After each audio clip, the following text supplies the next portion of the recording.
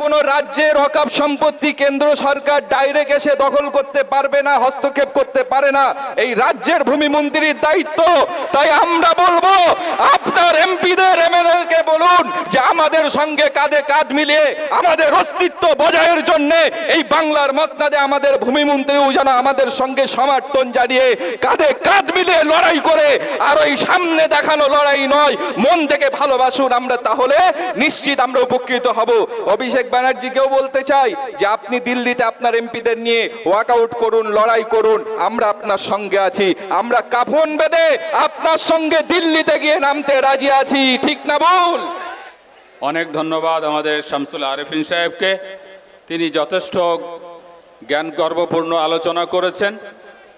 এরপরে আমি বসিরহাট হুজুরের বংশের স্বনামধন্য খোবায়েব আমিন সাহেবকে আমন্ত্রণ জানাবো।